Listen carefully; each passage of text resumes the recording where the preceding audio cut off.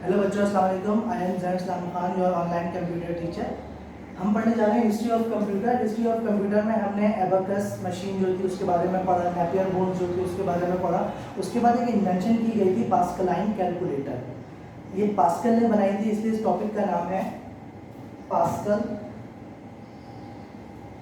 Pascaline calculator.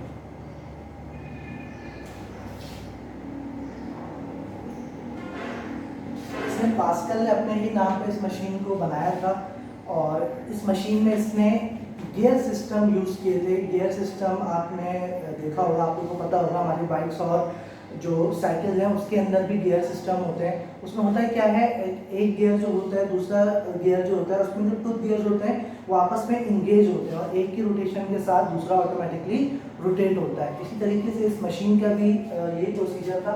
इसमें जो gear थे और जो दूसरा गियर था, इसने इसको टूथ गियर का नाम दिया बुक के अंदर।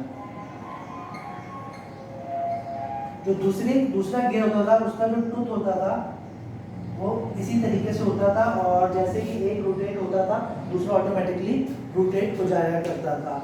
तो बेसिकली इस मशीन में होता क्या था, इस मशीन में जो कैलकुलेशन होती थी, जैसे जैसे रोटेशन होती जाती थी वो उस रोटेशन को कैलकुलेट करता था और जो भी कैलकुलेशन होती थी उससे उनका आंसर उसको मिल जाता था। इस मशीन का साइज कुछ इस तरीके से था। एक जो गियर होता था उसमें हैंडल होता था और जैसे ही उसको रोटेट करते थे दूसरा ऑटोमेटिकली रोटेट होता था। पहले का साइज इतना ज़्यादा बड़ा होता था और जो दूसरा गियर होता था उसका साइज छोटा होता था। तो जैसे ही एक रोटेशन कंप्लीट होता था, जो छोटा गियर होता था उसको ऑटोमेटिकली 10 राउंड कंप्लीट हो जाया करते थे और वो उसी रोटेशन को काउंट करता था और कैलकुलेट करते थे। लेकिन पास्कल के इस जो मशीन थी इसके अंदर दो प्रॉब्लम्स थी। इसके अंदर प्रिसीजन भी नहीं थी और एक्यूरेसी भी नहीं थी। हमें आंसर सही भी नहीं मिलता था और मुकम्मल भी नहीं मिलता था, इसलिए लोगों ने इसकी मशीन को इतना ज़्यादा लाइक नहीं किया। फिर एक बंदा था वॉन लेबनीज,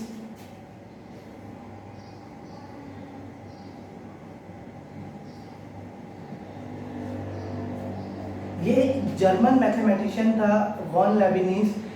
वॉन लेबनीज ने क्या किया, पास्कल की ही मशीन को एडॉप्ट किया और इसको मज़ीद एक्यूरेट किया और रिलायबल बनाया। इट मीन्स पहले से उसको बेहतर बनाने की कोशिश की और इसको बेहतर बना के लोगों के सामने पेश किया, लेकिन इसको भी लोगों ने इतना ज़्यादा लाइक नहीं किया गया।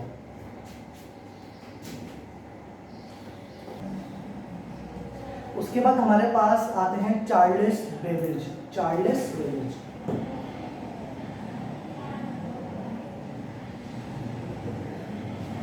चार्ल्स बेबेज को फादर ऑफ कंप्यूटर कहा जाता है। कि एक इंग्लैंड की यूनिवर्सिटी थी, कैम्ब्रिज यूनिवर्सिटी, उसमें मैथमेटिशियन प्रोफेसर थे। बेसिकली कंप्यूटर बनाने वाले जितने भी प्रोफेसर गुजरे वो सारे मैथमेटिशियंस थे और उन्होंने कैलकुलेशन में आसानी करने के लिए कोई ना कोई मशीन बनाने की कोशिश की गई ताकि उनकी कैलकुलेशन में आसानी हो सके। तो इसी तरीके से चार्ल्स बेबेज ने 1822 के अंदर एक मॉडल बनाया। वो एक वर्किंग मॉडल था जिसका नाम था डिफरेंस इंजन।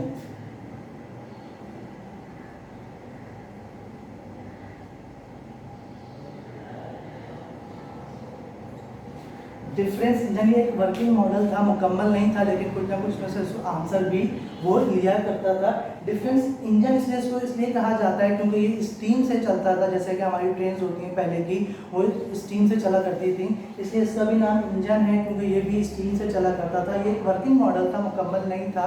फिर इस पर इसने 10 साल काम किया और फिर 10 साल के ड्यूरेशन के अंदर he lost his interest and he thought that he has a better idea, कि बजाय इसके कि कोई और इस पर काम करे और इसको इम्प्रूव करे और मेरा आइडिया फेल करे, इसने खुद इस पर काम किया और इसने एक नया इंजन बनाया जिसका नाम दिया उसने एनालिटिकल इंजन। 10 साल के बाद उसने इस पर काम किया। 10 साल के बाद उसने एक इंजन बनाया, एनालिटिकल इंजन, 1833 में।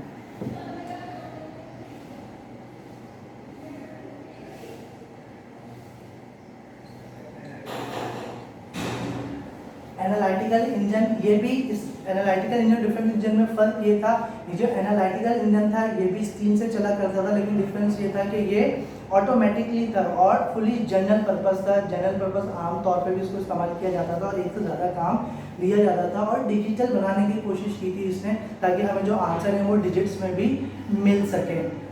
एनालिटिकल जो इंजन है ये फुली प्रोग्राम था, ऑटोमेटिक था और डिजिटल था। तो ये इसने 1833 के अंदर एनालिटिकल इंजन बनाया और उसमें काफ़ी इसने मेहनत की थी। Thank you.